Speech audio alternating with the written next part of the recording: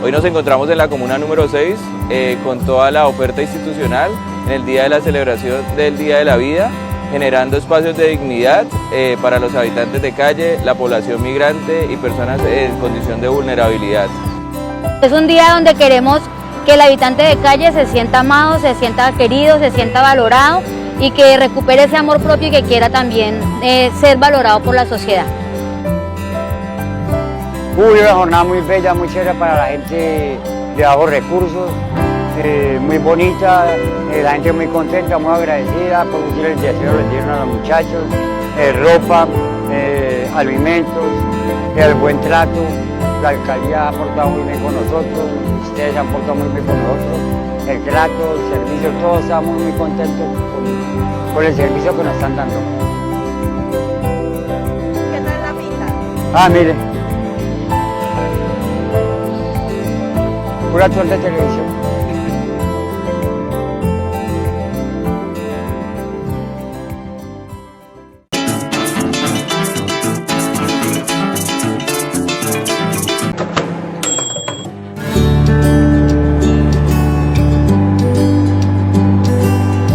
Actualmente me dedico a un emprendimiento personal, familiar con mi hija.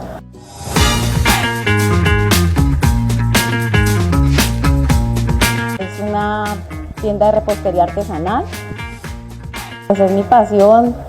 Trabajé mucho tiempo en el sector salud y decidí retirarme hace 4 años para empezar este emprendimiento. A mí siempre me ha gustado los temas de la cocina, de preparar cosas.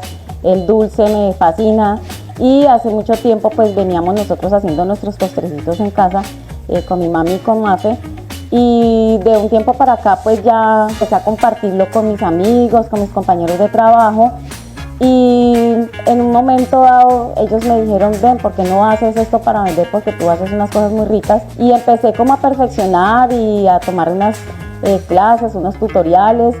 Y hace 4 años ya decidí emprender mi negocio en casa, trabajar y dedicarme solo a esto. Trabajo y vivo de esto y le pago los estudios a mi hija. Ella está estudiando medicina veterinaria y zootecnia. Y pues con esto es lo que yo produzco, le doy a ella todo lo que ella necesita. Al principio yo tuve mucho miedo de empezar porque siempre uno ahí siente ese temor de qué tal que no me vaya bien, qué tal que no le guste a la gente, y pues la verdad he tenido muy buena respuesta de la gente, a la gente le ha gustado mucho.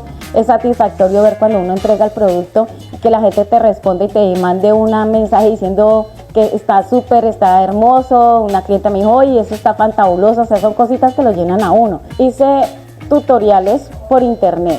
O sea, hice tutoriales, hice un masterclass, he hecho 2 masterclass que he hecho a través de mis proveedores, pero de resto todo lo hice por investigación, no uso premezclas, todo lo trato de hacer yo misma. Los dulces, los rellenos son confituras hechas por mí, no compro cosas ya preparadas, sino que yo todo lo proceso y lo hago acá.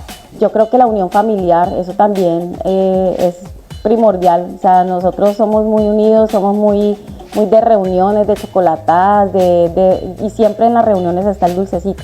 Entonces como que nos ha hecho unir muchísimo más.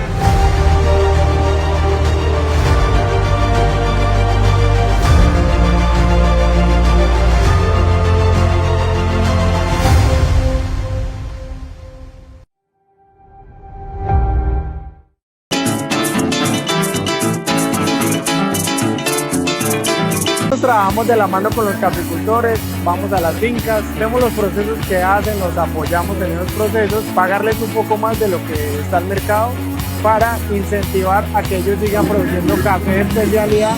Esto está cultivado a 1620 metros de altura y pues el aroma que produce es sencillamente espectacular, como todos los de acá del llano. Brindarle la experiencia a los clientes de probar un buen café, un buen vino artesanal y las combinaciones que nosotros en nuestro negocio preparamos. Espectacular, esta es la forma que la gente conozca la región, apoye sus productos, apoye el café. Permiten visibilizar no solamente el trabajo que hacen los productores en el campo, sino los emprendimientos alrededor del café.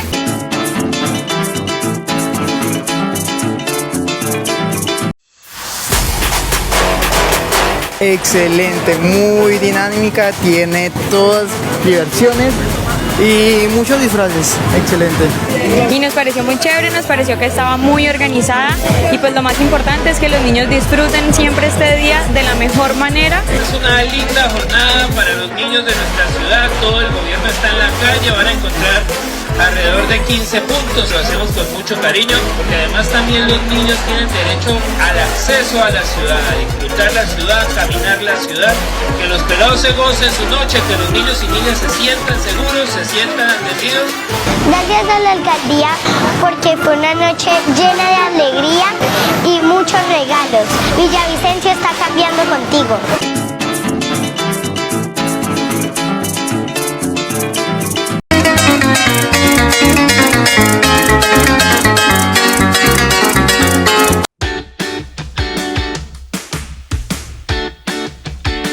Los microempresarios de Colombia tienen la posibilidad de prepararse para impulsar sus emprendimientos. Durante el viaje tenemos la posibilidad de ver paisajes, pasar por un bosque. La Unidad Administrativa Especial de Organizaciones Solidarias, UAEOS, entidad adscrita al Ministerio del Trabajo, ofrece una oferta educativa para los colombianos. El diplomado en gestión de proyectos para la economía social, solidaria, cooperativa y popular.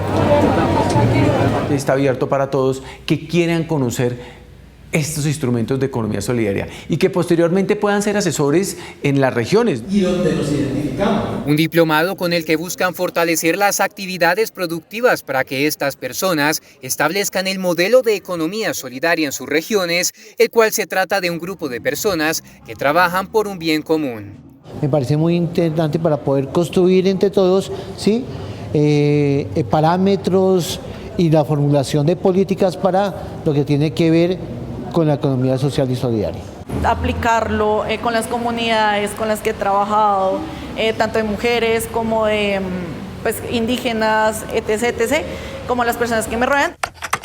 A través de la página web www.uaeos.gov.co, cualquier persona puede inscribirse de manera gratuita. Su modalidad es híbrida, con un total de 70 horas, de las cuales 20 son presenciales y 50 son virtuales. Inicialmente abrimos el diplomado para 5 ciudades. Estamos en Bogotá, Pereira, Medellín, Cartagena y finalizaremos con Cali.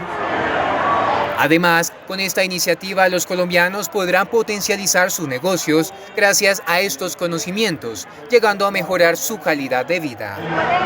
Les va a permitir desarrollarse integralmente, tener movimientos económicos, culturalmente que haya integración, socialmente que se muestre cómo es la economía solidaria. Como construcción, pues también es dinámica. La UAEOS ofrecerá 3 diplomados como estos anualmente para que cada vez se integren más colombianos y adopten el modelo de economía solidaria en sus comunidades. Podamos, llegar a un buen acuerdo entre todos a partir de las experiencias de cada uno.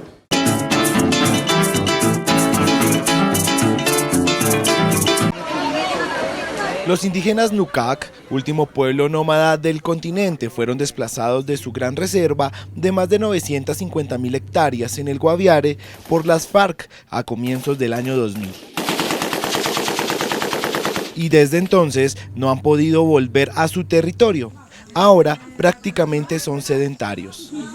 En nuestros territorios ahí lo tenemos todo. ahí lo tenemos nuestros alimentos, nuestras subsistencias. Desde la Contraloría. Situación que ha llevado a la Contraloría General de la República a denunciar la falta de garantías que tienen los 1.200 NUCAC que aún quedan. El pueblo NUCAC de estado nómada ha pasado a estado de abandono, o al menos es lo que pudimos evidenciar en nuestra visita de campo a los asentamientos. Abandono por parte de las entidades del orden nacional, que están desatendidas con la prestación de servicios de salud para este pueblo, a las que el ente de control les hizo un llamado. Alertamos a la institucionalidad nacional y territorial para avanzar en el plan de salvaguarda que ordenó la Corte Constitucional. Avance que necesita con urgencia este pueblo para volver a su hogar, la selva. La Contraloría General solicita que se inicien acciones inmediatas para atender necesidades en salud, educación y ayudas humanitarias para garantizar la preservación de la cultura NUCAC. Desde Bogotá informó Edgar Ramírez.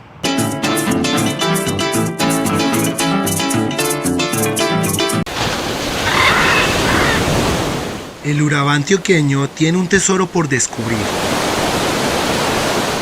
Algunos lo conocen como la perla del Golfo del Urabá, bañado por el Mar Caribe, que deja a su paso paradisíacas playas con inusuales tonos de tierra, que a la caída del sol da los mejores atardeceres al noroccidente de Antioquia. Se trata de Necoclí, un municipio colombiano que cautiva a propios y turistas por sus atractivos naturales, entre ellos los volcanes de lodo que se convierten en un spa natural. Necoclí es magia, Necoclí es potencia, y como pueden ver, todo su alrededor es la naturaleza. Tenemos una biodiversidad inmensa. Necoclí no solo se caracteriza por tener el mar dulce de Colombia, su riqueza natural llama a que este tesoro biodiverso sea descubierto. Tenemos más de 100 volcanes pequeños, eso nos convierte en uno de los municipios con más volcanes en Colombia. Tenemos un avistamiento de aves importantísimos porque Necoclí hoy cuenta con más de 114 aves nativas del territorio y con más de 300 en migración. Riquezas naturales que fueron plasmadas por sus habitantes en las fachadas de sus hogares, donde también se resalta la historia de este municipio, que fue el primer asentamiento establecido por españoles, donde sus hermosas playas fueron claves para la colonización de Colombia y América del Sur. Se han encontrado espadas, balas de cañones, mucha cerámica de colores, pues que es muy diferente a la cerámica precolombina. Y eso pues da cuenta, ¿no?, de esa ocupación importante que se dio aquí. La gastronomía es otro atractivo de Necoclí. El pescado, los camarones, plátano, frutas y otros exquisitos manjares podrán ser degustados por usted en este municipio del Golfo del Urabá.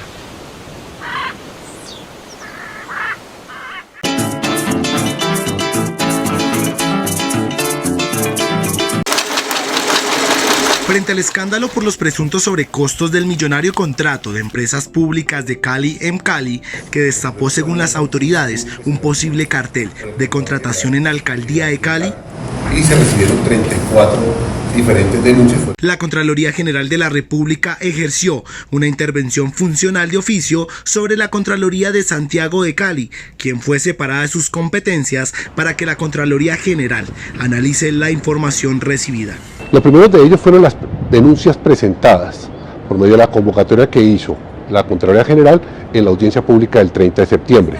Audiencia pública donde se tuvieron en cuenta las denuncias fiscales, alertas tempranas e insumos informativos presentados por la ciudadanía en relación con la gestión fiscal de la Alcaldía Distrital de Santiago de Cali en las vigencias desde 2019 a 2022. Del análisis que hizo la Diari a más de 115.000 contratos por un valor de más de 6.2 billones de pesos, en los cuales se determinaron riesgos importantes. La Contraloría General de la República también informó que amplió el alcance de su investigación sobre Cali para los periodos 2019, 2020 y 2021, ya que ha evidenciado malas prácticas recurrentes en contratación, que ponen en riesgo los recursos públicos invertidos. Desde Bogotá informó Edgar Ramírez.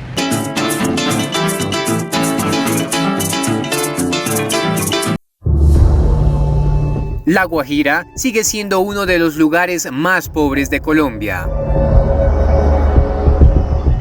En 2021 la pobreza monetaria en el departamento llegó al 67%, siendo el hambre y el agua sus principales problemáticas.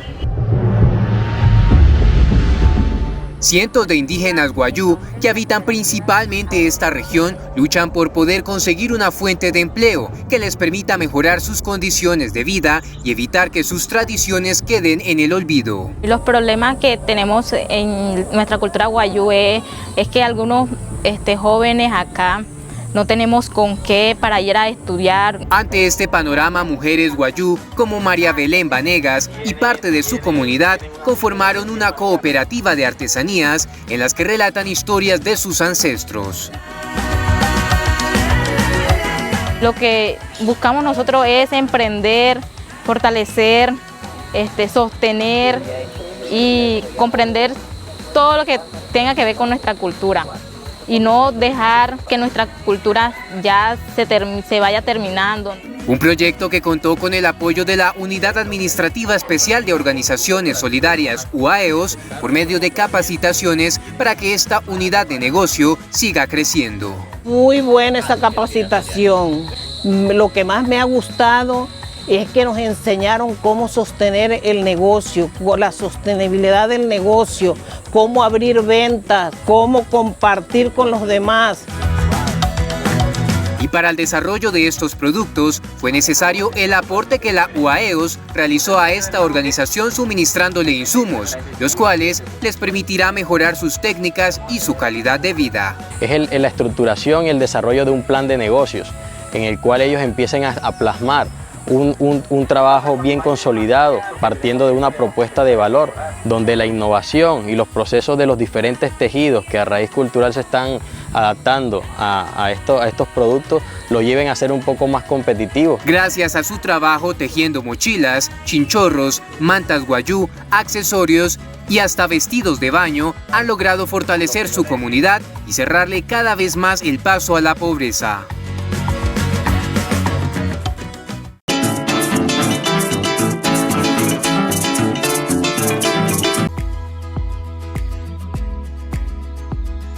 En este 2022, en Fincomercio cumplimos 65 años, creyendo y apoyando los sueños de estudiantes, empleados, independientes y pensionados.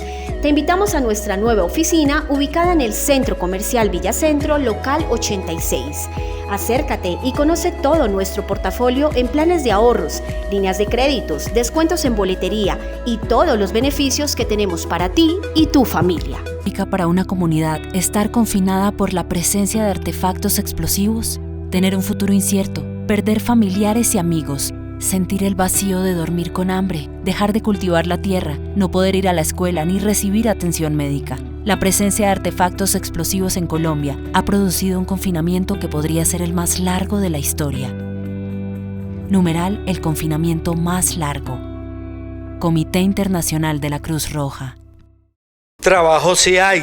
Se solicita barberos con experiencia en Chamorro Barbecue. Informes al celular 310-218-4175, 310-218-4175 o llevar hoja de vida a Chamorro Barbecue en la calle 41A, número 3127, Parque Infantil, en Villavicencio, Meta, Colombia.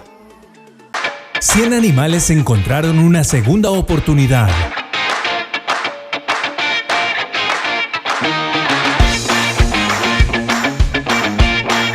Cinco jornadas de adopción.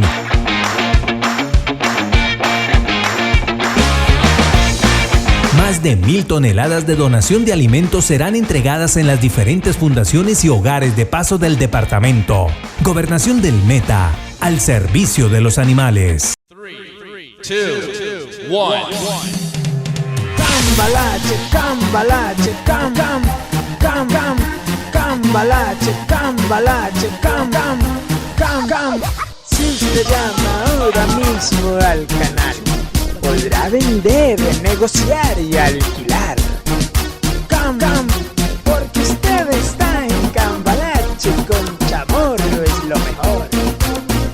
Cambalache, Cambalache, Cam.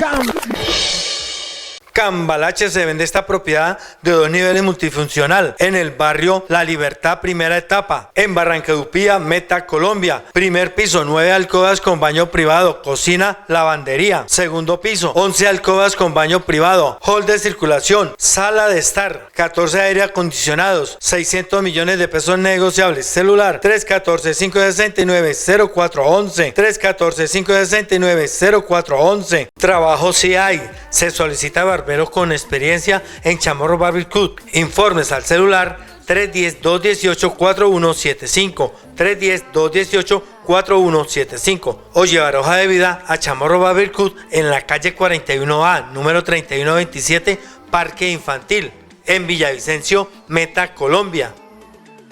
100 animales encontraron una segunda oportunidad.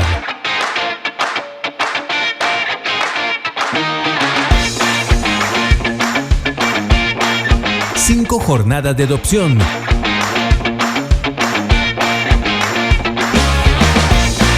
Más de 1.000 toneladas de donación de alimentos serán entregadas en las diferentes fundaciones y hogares de paso del departamento. Gobernación del Meta, al servicio de los animales.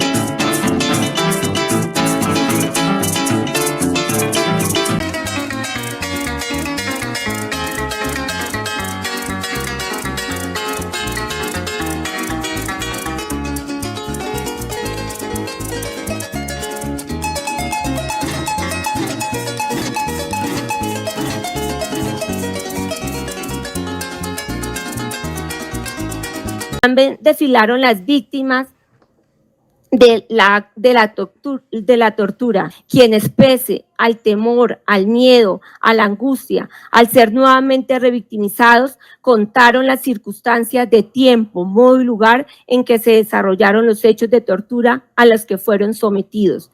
Señalaron y reconocieron uno a uno a sus agresores, lo nombraron como ellos lo identificaron, siempre a Mayora, a 19, a Calarcá, a Soldado. Lo responsabilizaron de sus torturas que recibieron, de sus dolores y sufrimientos que soportaron. Igualmente se probó que existían unos roles establecidos y que tenían unos mandos, unas cabezas visibles que lideraban, coordinaban y entrenaban, preparaban actos de violencia en contra de la fuerza pública, afectando la estructura de la ciudad como era el Portal de las Américas de Transmilenio. Fue así entonces, señor juez, que la Fiscalía General de la Nación logró traer diversos testigos, como funcionarios de policía judicial, quienes bajo las técnicas de la investigación lograron recaudar un gran número de evidencias, de elementos materiales probatorios que hoy son pruebas. Se evidenció que efectivamente estaban amarrados de sus piernas, a nivel de su cintura y a nivel de sus piernas, que estaban amarradas a un poste y que a la espalda de él se encontraba otro de los ciudadanos, otro de las víctimas, las cuales no fue posible identificar.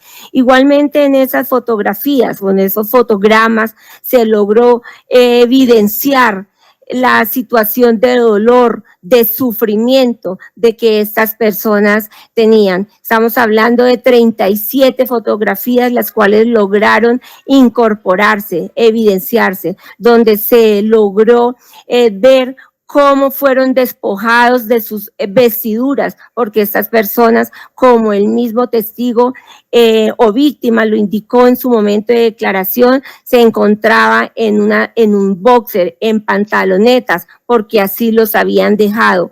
Y se evidenciaba en todas estas los golpes y las laceraciones que les habían dejado en su cuerpo. Estoy dejando una constancia en lo que acaban de colocar en el chat de la diligencia. En el chat de la diligencia pueden leerlo, pueden indicarlo. No sé, dejo las constancias pertinentes, señora fiscal, Ministerio Público, de lo que está indicando en el chat de la diligencia. Juez, nos vemos en las calles, ya sea por la celebración, la victoria del pueblo en las salas judiciales, o ya sea para organizar lo que sería la revolución más hijueputa a nivel nacional, por la libertad, la no opresión. Nos vemos en las calles, 11.281.9002 millones contra usted o contra usted. Queda la respectiva constancia en la diligencia de lo que están anotando. No sé quién lo anotaría, dice primera línea, 8:48 de la mañana, para que obre como constancia de la diligencia.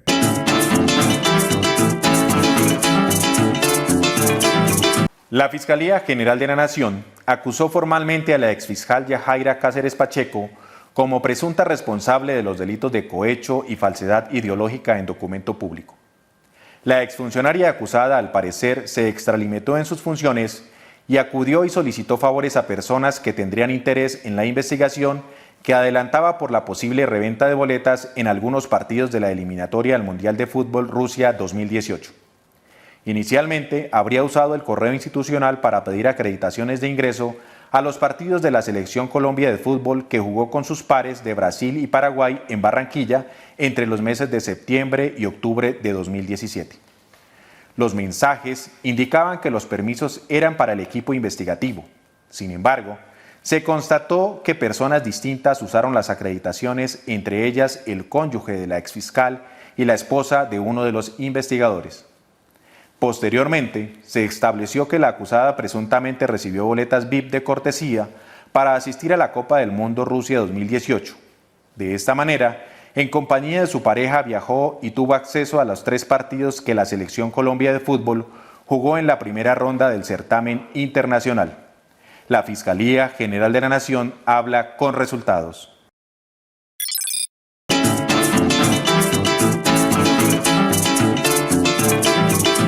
Por solicitud de la Fiscalía, un juez con función de control de garantías aseguró con detención intramural a un profesor de primaria de 35 años de edad, presuntamente responsable de agredir sexualmente a una menor de 13 años.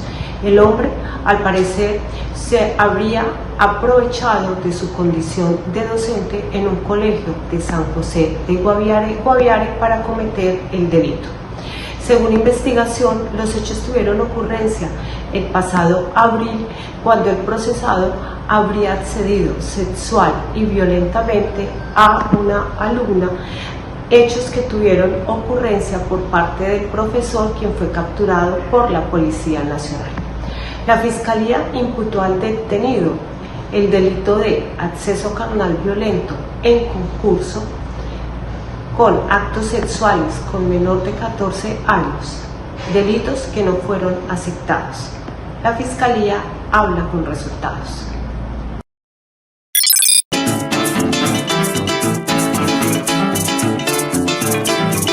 La Fiscalía General de la Nación lideró una investigación que permitió judicializar a 8 personas, entre militares, integrantes del Ejército Nacional y particulares que harían parte de una red señalada de extraer armas de fuego y municiones de los fuertes y cantones militares para venderlas a las disidencias de las FARC, el ELN y el Clan del Golfo.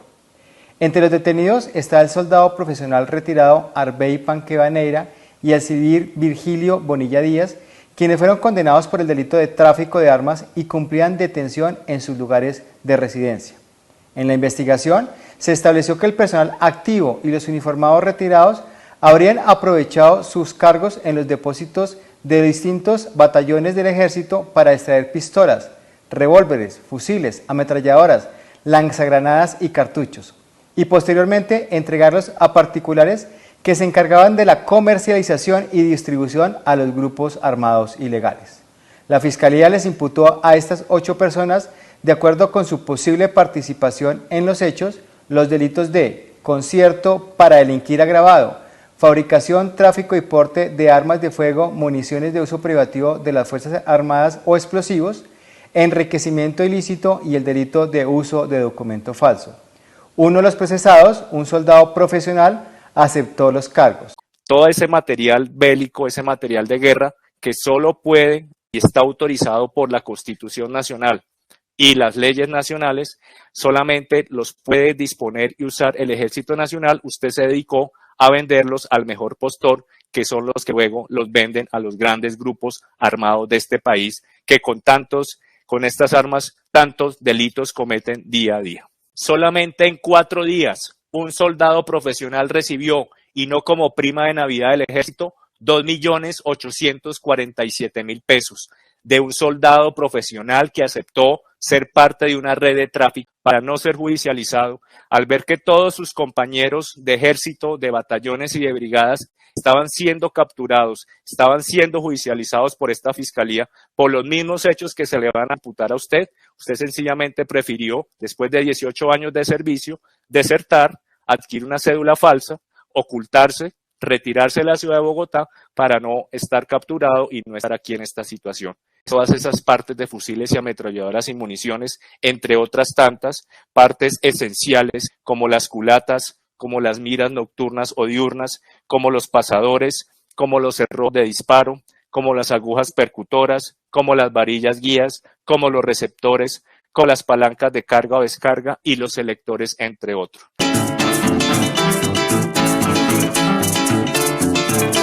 Ruta de esclarecimiento itinerante en su paso por el departamento de Nariño.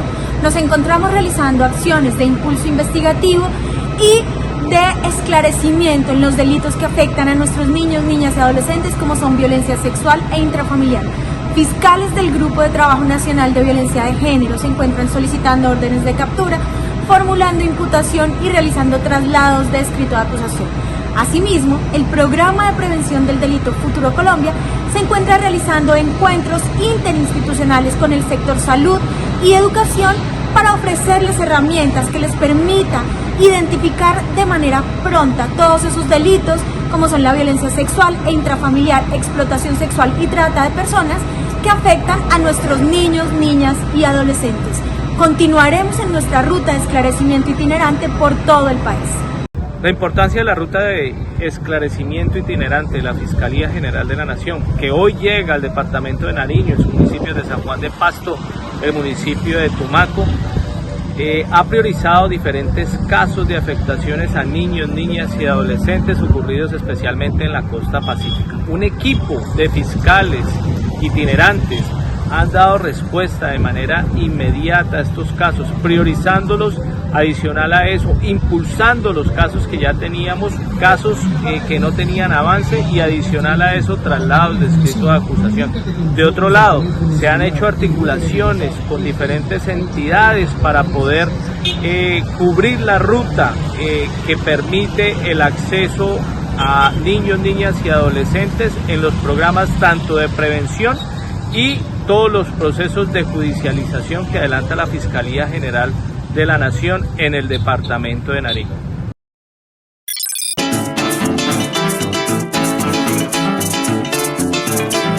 A solicitud de la Fiscalía General de la Nación, un juez de control de garantías impuso medida de aseguramiento intramural a 3 personas que pretendían sacar por el Pacífico colombiano algo más de 1 tonelada de estupefaciente con destino a Panamá. La labor investigativa de la Fiscalía permitió identificar una lancha tipo langostera que habría zarpado del sector conocido como Puerto Merizalde. Unidades de la Armada Nacional ubicaron la embarcación en aguas de Buenaventura y al intentar interceptarla se percataron que la tripulación lanzaba al mar varios sacos de lona. Finalmente, la lancha fue detenida. En la inspección se encontraron 1.239 kilos de clorhidrato de cocaína y 5 kilos de marihuana, por lo que las personas que iban a bordo fueron capturadas en situación de flagrancia. Un fiscal adscrito a la Dirección Especializada contra el Narcotráfico les imputó el delito de tráfico, fabricación o porte de estupefacientes con circunstancias de agravación punitiva. El material de prueba indica que el cargamento pertenecía a la columna móvil Jaime Martínez de las disidencias de las FARC. Al parecer, iba a ser acopiado en Panamá para luego trasladarlo a Estados Unidos. La Fiscalía General de la Nación habla con resultados.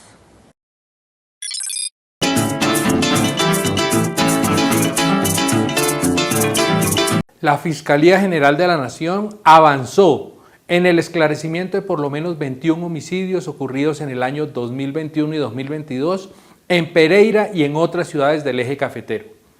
2 de las redes sicariales y de tráfico de estupefacientes de la estructura criminal Cordillera fueron impactadas con la captura y judicialización de 10 de sus presuntos integrantes, quienes serían los responsables de controlar la venta de sustancias ilícitas en comunas y barrios y de asignar tarjetas o permisos a otras bandas para permitirles realizar actividades de narcomenudeo.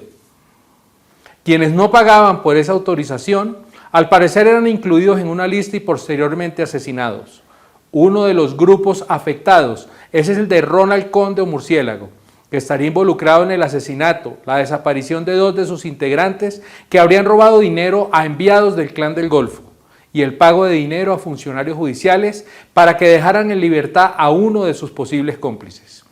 Por estos hechos, un fiscal de la Dirección Especializada contra Organizaciones Criminales imputó a Conde y a 5 personas más los delitos como homicidio agravado, concierto para delinquir agravado, desaparición forzada, ocultamiento, alteración o destrucción de elemento material probatorio, tráfico, fabricación o porte de armas de fuego y cohecho por dar u ofrecer. De otra parte está la estructura de alias Cañas, el León, quien fue presentado ante juez de control de garantías junto a 3 personas que pertenecían a su estructura delictiva. La Fiscalía les imputó los delitos de homicidio agravado, concierto para delinquir agravado, tentativa de homicidio agravado y fabricación y tráfico de armas de fuego. Durante las audiencias, los fiscales de la Dirección Especializada contra Organizaciones Criminales acreditaron por lo menos 3 crímenes. Ahora, con abundante evidencia técnica recopilada, fiscales de la Delegada para Seguridad Territorial documentarán los otros 18 homicidios identificados, los cuales serán imputados a los procesados en próximos días. La Fiscalía habla con resultados. Aló. Hola, mano. Sí, aló. Acá llegó el negro, mercanía bajando para acá abajo. Y Cheti haciendo de darle la plata para que le fuera a echar gasolina. Bueno, pues ya había con él. Sí, acá está, ya tiene la motico ya con una pintinita. Bueno, igual. Tiene cachete con las 5 luquitas. Bueno, mano, entonces que van a arrancar. Sí, ya vamos a arrancar para que vayan ustedes. Ya arrancaron, bueno, a ver que lo que hay, ya todo bien, papi, todo está fino, mismo. Ya vamos a arrancar entonces. Bueno, mire, escúcheme. ¿Usted ya tiene asegurado lo suyo? Sí, papi, ya. Manito, gonorrea, ¿con cuántos que usted? No, parece que voy y le doy un beso en el culo, gonorrea. Todos quedaron en la cabeza. Mano, yo esto que huemelo. Sí, malísimo. No sé, es una gonorrea, ¿ve? Y usted no quería. Sí. Y la amiguita, ya viajó. Sí, ya caducó, ya. Bueno. Amiga, las cositas, ¿te las tiene todavía? Sí, señor, ya están aseguraditas, ¿soy yo? Por eso, pero ¿usted las tiene o tiene? Sí, yo las tengo en el momento. En ese momento estoy esperando a ese marica de Gustavito que me va a terminar de pasarme la última que me tiene, pero ya ese huevonito del TAN ya tiene ya el niño. Yo, pa. Sí, me oye. Sí, me está hallando. Entonces, ¿dónde nos debemos? Le pagaría el restante. Ya usted me dice si hacemos lo que yo le dije a usted, lo que yo le dije que por lo del juez, ¿de acuerdo? Yo le dije, dígale que si quiere. Por eso es lo que es correcto. Otros 2 para que les colabore. Bueno, eso es correcto. Entonces, se me dijo, yo me quito el fiscal, ¿sí o qué? Y yo le hablé de una vez con el juez, dígale que le va a regalar 2 tips para que les colabore ahí, que nos tome el muchacho afuera, ¿sí o qué? Sí, no, eso no se puede. Así no se puede, tranquilo, no me encargo ahí de todo, tranquilo. Trabajo sí hay. Se solicita barberos con experiencia en Chamorro Barbecue. Informes al celular 310-218-4175, 310-218-4175 o llevar hoja de vida a Chamorro Barbecue en la calle 41A, número 3127, Parque Infantil, en Villavicencio, Meta, Colombia. 3, 2, 1. Cambalache, cambalache,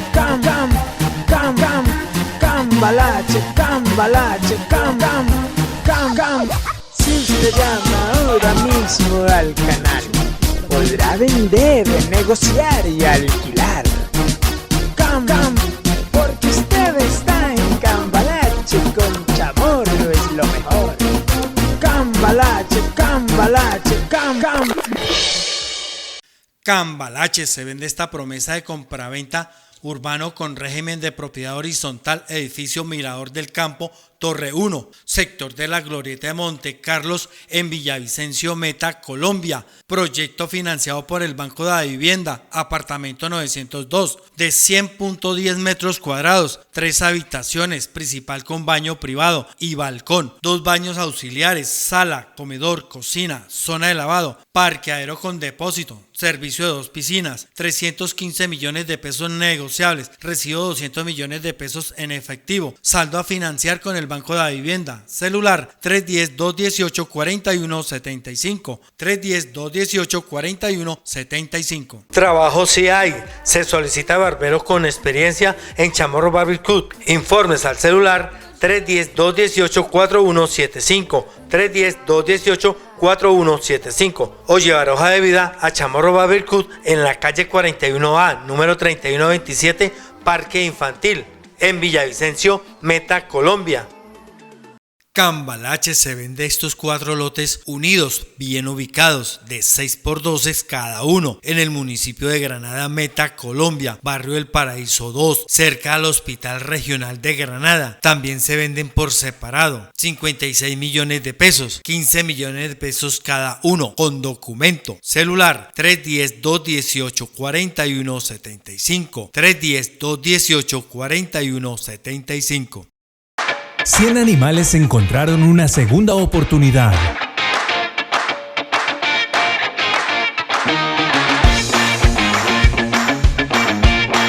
Cinco jornadas de adopción.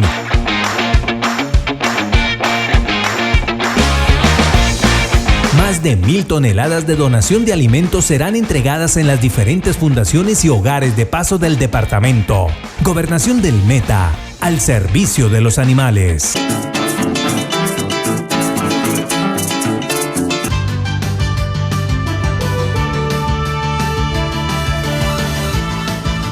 Ya se ha vuelto costumbre las reuniones entre el presidente y los alcaldes y alcaldesas de las capitales. Y entramos en nuestra recta final, indudablemente. Como bien lo anuncia el registrador. Esa recta final está signada por una palabra, crisis. Quizás en nuestra última reunión hablamos de el signo que tienen los gobiernos en todo el mundo desde hace algunos años y cada vez más, que es el signo de la crisis. Son gobiernos de crisis. Mostramos cómo estos gobiernos tuvieron que afrontar una crisis, la pandemia, y finalizan con otra. La crisis climática agudizada a través de las lluvias en el país. Y habrá otra, el estancamiento económico del mundo. Si uno mira esas 3 variables, las analiza, están ligadas unas con otras. En el fondo son las mismas causas, solo que generan cada vez más y más crisis en la medida en que no se resuelven sus causas, en la medida en que se aplaza, se aletarga la solución. Y por tanto, lo que sobreviene no es más sino gobiernos de crisis, gobiernos de emergencias, gobiernos de urgencias. Y en cierta forma, el arte de gobernar va pasando a saber plantear los cambios en medio de la crisis, o hacer que la crisis sea el motor de los cambios.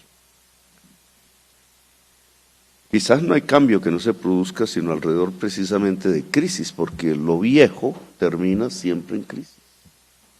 Cuando es necesario implementar lo nuevo y aún lo nuevo no aparece.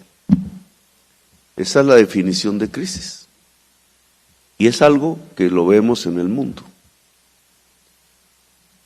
Hay estudios científicos que señalan que la causa del virus COVID no fue más sino el cambio del clima, alterando las rutas de los murciélagos.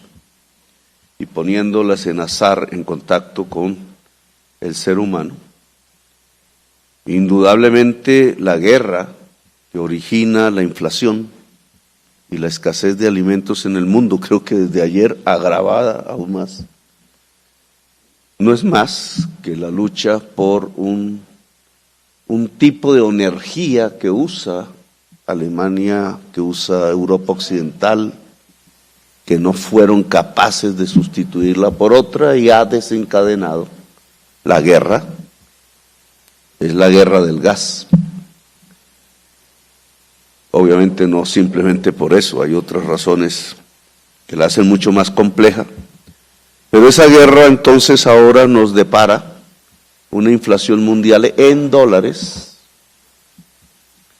que es respondida por un crecimiento de la tasa de interés en los Estados Unidos para intentar paralizar su liquidez excesiva en dólares y disminuir el precio, los precios en dólares, pero inmediatamente lo que desata es una especie de vaciamiento de capital en el mundo que fluye a gozar de esa tasa de interés en los Estados Unidos, y esa caída de esos capitales, esa disminución, ese flujo hacia los Estados Unidos destruye todas las monedas, o casi todas, y el crecimiento en el valor de las monedas, de los precios, termina subiendo también.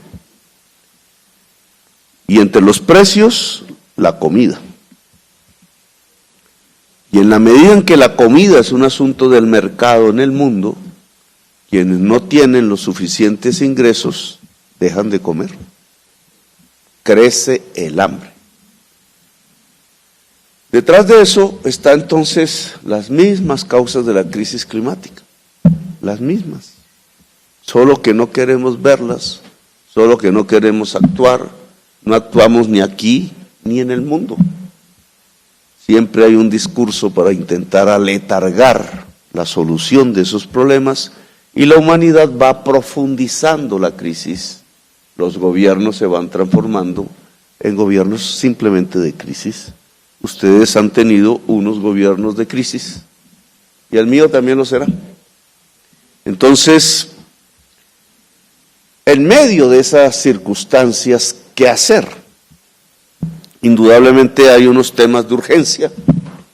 La crisis viene aparejada con las necesidades de medidas de urgencia y, como dice el dicho popular, la urgencia tapa lo importante. Y resulta que lo importante es que está la verdadera solución de las crisis. Y en esa medida no hay que dejarse perder. A ustedes les queda un año y obviamente les solicito el poder trabajar en este año conjuntamente tanto en las urgencias como en lo importante. Urgencias. Ya hoy me toca declarar el estado de desastre. No es de desastre natural, como escuché en algunos títulos, ojalá las cosas fueran así de simples. Eso es un desastre causado por la humanidad misma. Todo lo que vivimos, cada uno de ustedes en sus ciudades de manera diferente, porque cada región lo vive de manera diferente, tanto en el mundo rural como en el mundo urbano, es consecuencia de unas acciones humanas tomadas desde hace incluso unos siglos hacia acá, acumulándose sin solución. Es un sistema económico que profundiza un sistema natural que aquí nosotros le llamamos popularmente la niña. La niña o el niño serían más suaves si la economía no fuese un acelerador de los cambios, de lo que sucede con el Océano Pacífico. Eso es difícil a veces, obviamente, de entender. Es la ciencia lo que nos lo ha dicho. La economía como un acelerador de la depredación del mundo. Pero en el fondo no es más que el cambio químico de la atmósfera, el incremento paulatino, diario, permanente, irreversible de CO2 y otros gases similares en la composición química de la atmósfera, y su peso al calentar cada vez más la superficie terrestre por concentrar y acumular la radiación solar es estos cambios de clima. Es que más masas del agua se evaporan, y eso en algunas partes significa que se acabó el agua, en otras que cae mucha agua, es el deshielo, es la elevación del nivel del mar, es la fuerza de los vientos que cambia. Eso lo que podemos ver, y sobre eso se puede hacer lindas películas en Hollywood, pero lo peor es lo invisible.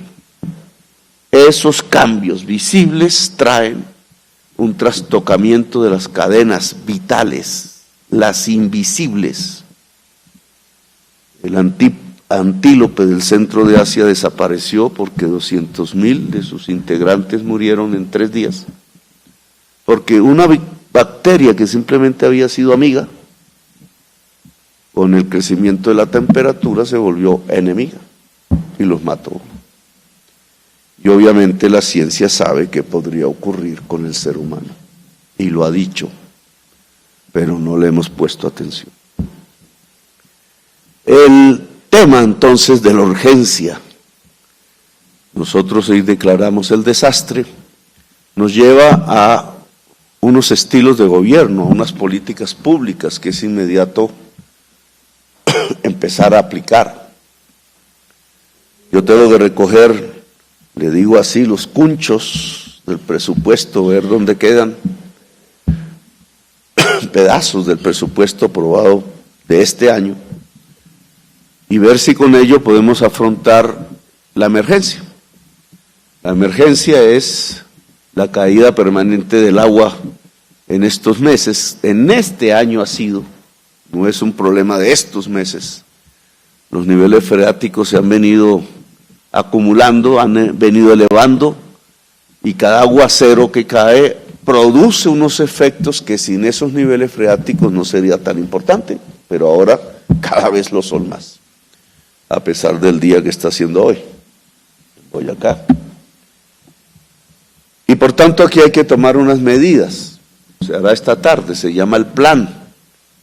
Tiene que estar financiado, veremos si nos alcanza el dinero. Hemos encontrado algunas fuentes por aquí y por allá, que hay que trasladar hacia el Fondo de Adaptación y la Unidad Nacional de Riesgo, que fue cuna de una altísima corrupción. Y eso es lo primero que tenemos que evitar. Alcaldes de grandes ciudades o pequeñas, igual. Lo que hemos sentido es que se han usado los recursos de emergencia en la medida en que son de contratación directa para hacer cosas que no tienen que ver con solucionar la emergencia, sino premiar contratistas amigos, mantener una especie de contratación de la emergencia. En el fondo se ha evaporado muchísimos recursos repitiendo obras. Miren ustedes eso, repetir obras que cada inundación deshace para volverlas a hacer. Esa simple rutina en donde una persona, cada vez que hay un momento de crisis por inundación, por ejemplo, vuelve a ser víctima, significa una mala política pública. ¿Por qué las familias de Colombia siempre se inundan en los mismos barrios, en los mismos lugares geográficos? Siempre padecen, por tanto, de los mismos insucesos. Si durante años se ha tenido el tiempo de corregir qué es lo que hemos hecho mal, qué es lo que no hemos hecho bien. Y esto tiene que ver con el ordenamiento del territorio, o sea, un tema central de esta reunión, que se puede traducir en los planes de ordenamiento territorial, lo decía muy bien un arquitecto popular en Bosconia. Es ahí el lugar tranquilo, digamos, del debate, pero muchas veces se tiene que solucionar es a partir de urgencias, precisamente porque la entidad territorial no hizo el mapa de riesgos. O sea, ¿dónde se arriesga la población? Miren ustedes el ejemplo Bosconia, que me viví hace 2 días, algo así, viernes o sábado. La gente no sabe de dónde salió el agua, porque por allí no pasa un río o algo que usualmente uno pudiera decir fue porque se desbordó el río. No hay nada cercano y de pronto quedó todo el mundo inundado. Y entonces la misma gente, tratando de indagar la causa de su desastre, encontró, no fue la entidad territorial, no fue antes, fue la gente después encontró que 2 obras de infraestructura de gran dimensión, la línea férrea que lleva el carbón famoso del Cesar hacia el mar a exportar, que es un dique porque es alto, y después le hicieron la Ruta del Sol 3, otro dique, con algunos mecanismos para conducir aguas.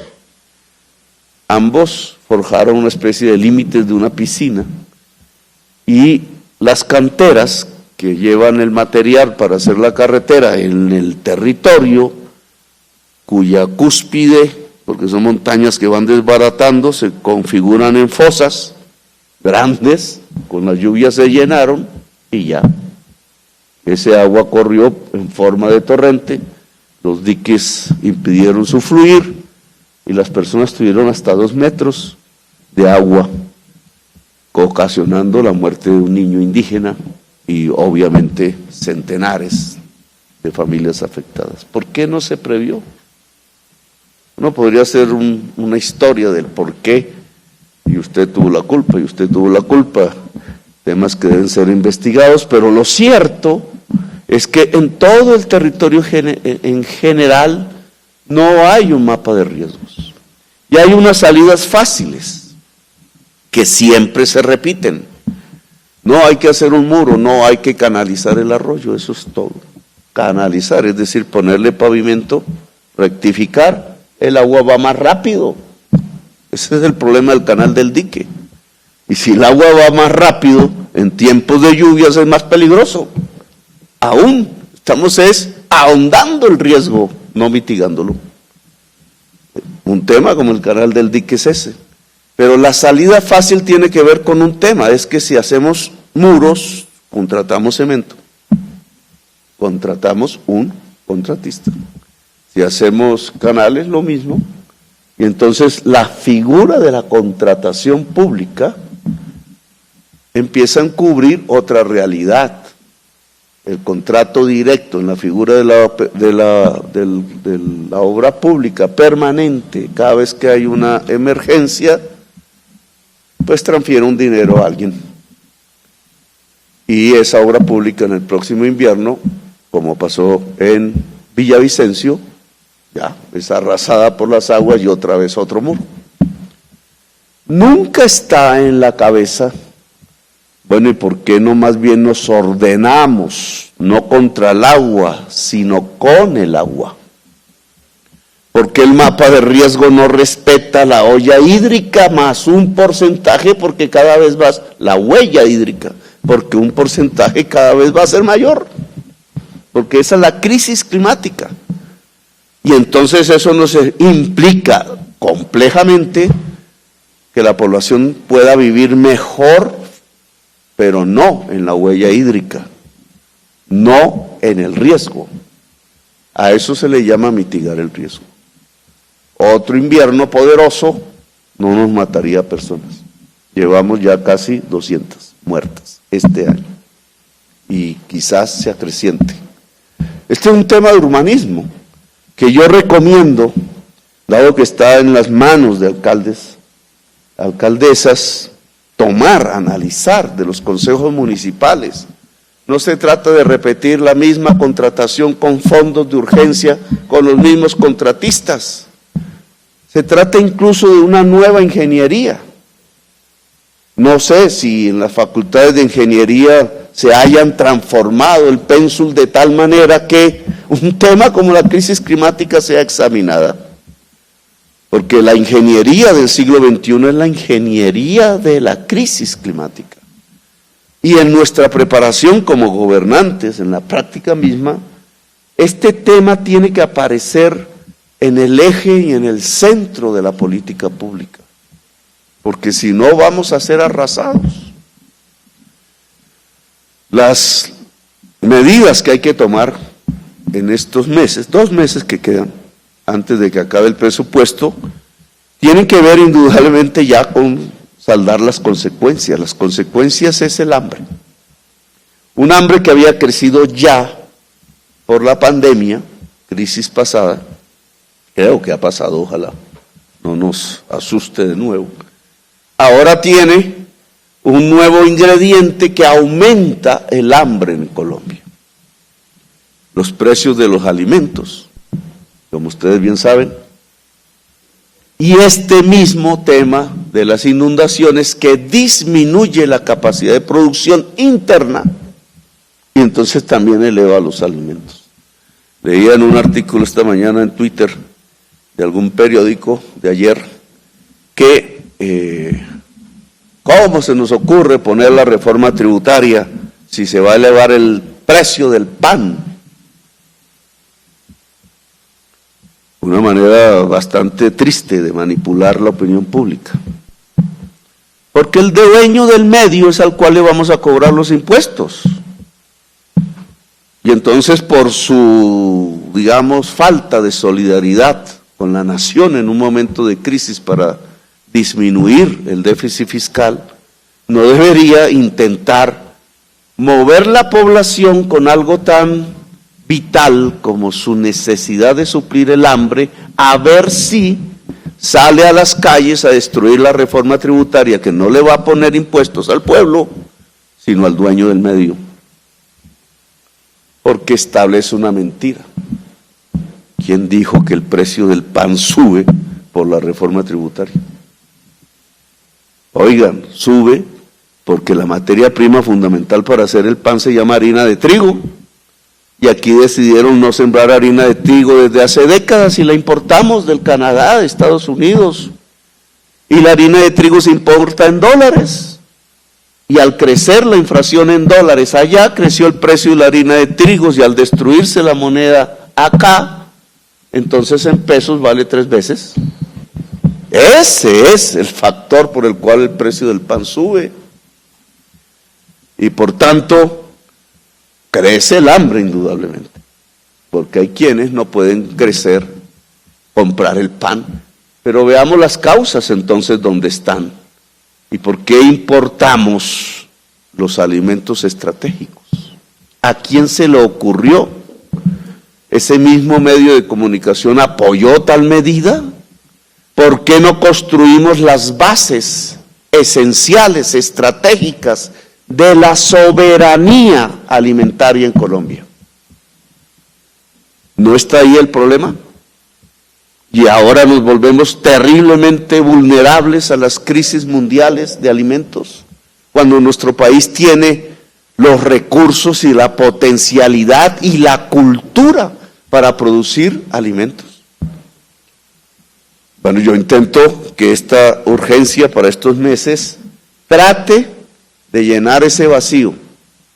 Por ejemplo, hay que subsidiar los fertilizantes en Colombia por lo que queda del resto del año, para intentar que el precio de los alimentos baje.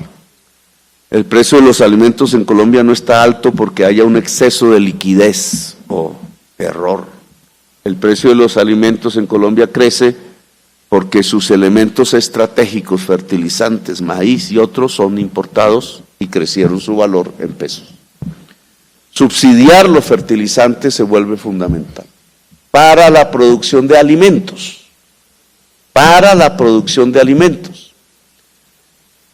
Esta es una política nacional. Trataremos que el programa de alimentación que hay en el mundo nos ayude a llevar los fertilizantes a donde toca. Los subsidiados, eso es un dinero público. Intenta elevar la rentabilidad de la producción de alimentos y bajar sus precios, aumentar la productividad. Al lado de él hay unos temas que tienen que ver con ustedes. Queremos extender el PAE al 100% de los jóvenes, las jóvenes, los niños, las niñas, y que opere en las zonas de hambre, que hay que poner en un mapa, todo el tiempo, incluido el periodo escolar hasta el 31 de diciembre. Ese es un tema obviamente que tiene que ver con entidades territoriales también. Queremos variar el sistema de transferencias en el pedacito que queda del año que se ha construido en Colombia desde hace un tiempo. Transferencias bancarias a personas aparentemente pobres bajo diferentes denominaciones, pero cambiarlo en el prisma de la urgencia, el hambre. Ingreso solidario que termina el 31 de diciembre por decisión del gobierno anterior, lo vamos a concentrar en lo que queda del año en transferencias a madres, cabeza de familia, de niños en la primera infancia, por una cuantía que supere la línea de pobreza. Por primera vez se haría desde el Estado una transferencia de esta magnitud, vista individualmente. ¿Por qué? Porque las transferencias no deben ser limosnas, deben sacar de la pobreza, definitivamente, y porque en este tipo de población, que es muy extensa en Colombia, 1.200.000, en general por irresponsabilidad del hombre, aquí se concreta el machismo y la discriminación. Dejan a la mujer sola con sus hijos, embarazada, generalmente joven, y ella tiene que asumir todo, y obviamente en las condiciones colombianas de exclusión y desigualdad, eso se vuelve pobreza y hambre, que empieza por el bebé, por el niño, por la niña. Si allí el Estado llega, esto también tiene su aspecto negativo, indudablemente, discutible, pero si allí el Estado llega con tal poder que saca de la pobreza, entonces creo podemos disminuir sustancialmente la desnutrición infantil en Colombia. Es decir, es también una política contra el hambre.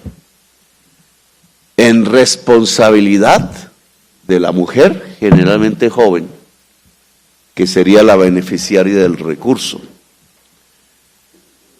Y queremos, y también en esto solicito su ayuda, en el mapa del hambre, allí del barrio, de la gran ciudad donde el hambre está, que ya no es tan fácil de ubicar a través del DANE, aquí ya el prisma, la lupa se vuelve confusa. La experiencia del COVID nos puede dar un mapa más preciso, una experiencia que ya se tuvo. Queremos desarrollar la olla comunitaria, también con la mujer asociada en el barrio y también con transferencias, pero ya no a personas individuales, sino a la Junta de Acción Comunal para que organice la compra de comida en la región, ojalá al campesinado de la región, y entonces podamos tener un sistema de asistencia social hecha por la misma comunidad que le permita a quien, hombre o mujer de cualquier edad, no teniendo la comida suficiente, pueda tener un lugar en su barrio en donde pueda desayunar, almorzar o comer, porque hay una asistencia popular financiada por el gobierno. Es una alianza público-popular. Es como queremos además desarrollar buena parte de la contratación estatal. Para ello hemos cambiado el contrato de compras oficiales, los requisitos de INVIMA, facturación electrónica, etcétera, lo hemos quitado. Queremos que pueda haber una contratación entre Estado y comunidad, quitando las barreras que se han construido de tipo normativo para que eso no ocurra, precisamente para que los beneficiarios de la contratación sean siempre los mismos y la misma corrupción. No me alargo más en estas medidas. Aquí tendríamos que establecer alianzas también en nación, ciudad, en este caso, para ver si estos 2 meses afrontan la crisis de manera relativamente eficaz. Más de mediano plazo es que la gente no siga viviendo en el alto riesgo, sea en el campo, sea en la ciudad. la gente en sí misma, por inercia, le dice a uno que no, porque sí quiere seguir viviendo ahí. En Bogotá se logró unos éxitos de reubicación. A la fecha, no sé, alcaldesa, si ha muerto alguien. No ha muerto nadie. Incluso desde hace varios años, si miramos hacia atrás, yo estuve en la alcaldía en la última muerte, que fue de una señora con un niño en un puente caminando, que tuvo la imprudencia de mirar en uno de esos aguaceros y se vino la quebrada y se la llevó. Se llevó al niño y ella se tiró en la quebrada para salvarlo. Y es el último caso que recuerde. Es decir, en esa ciudad, la capital, los planes de mitigación del riesgo, mal que bien, han servido. Han pasado los avisoncios, pedazos de la ciudad pendiente, etcétera, y hasta el día de hoy, espero que terminemos así, no hay un muerto. Mitigar el riesgo. ¿Qué significa, si lo vemos un poquito más a profundidad y académicamente, con el perdón del profesor Moreno? ¿Le digo profesor o compañero? Compañero. Compañero Moreno ha trabajado el tema del urbanismo del siglo XXI. Y no se puede hablar del urbanismo del siglo XXI sin el urbanismo en la crisis climática. Es un tema que tratamos de introducir en la Bogotá humana. Me costó la alcaldía. Porque tiene que ver con el reciclaje, por ejemplo, que aquí se mencionó muy bien.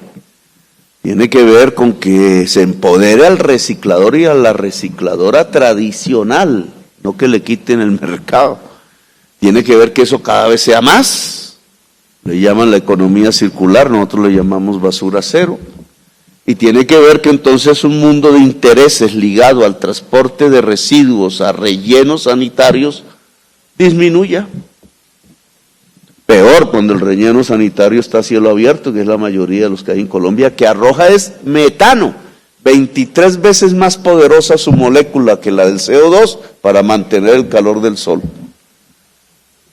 Es uno de los gases que tenemos que eliminar definitivamente de emisiones, que también en las grandes embalses de agua se va produciendo, y que si se derriten las nieves, los hielos de Siberia y del Canadá en el norte y de Gaza, ahí hay millones de toneladas, ahí llegamos a un punto de no retorno en la crisis climática, igual que llegaríamos si se quema la selva amazónica, por ejemplo.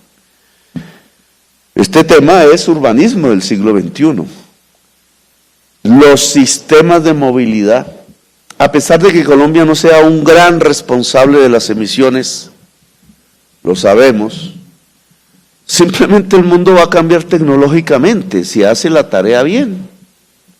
Y comenzará por Estados Unidos, por China, por Europa Occidental. Si nosotros no nos ponemos acordes, simplemente quedamos con unas tecnologías fósiles, desuetas y caras. Perdimos la carrera. Y es que es una carrera, la carrera de la vida. Pues la movilidad tiene que ser acorde a las condiciones de la situación de mitigación climática, y eso nos implica electricidad y fuentes para la electricidad limpias. La electricidad no solamente cuando prendemos la luz de esta casa, donde estuvo Bolívar, sino cuando se prende la moto, cuando se prende el carro, cuando se prende el taxi, cuando se prende el bus, o cambiando esa forma de movilidad.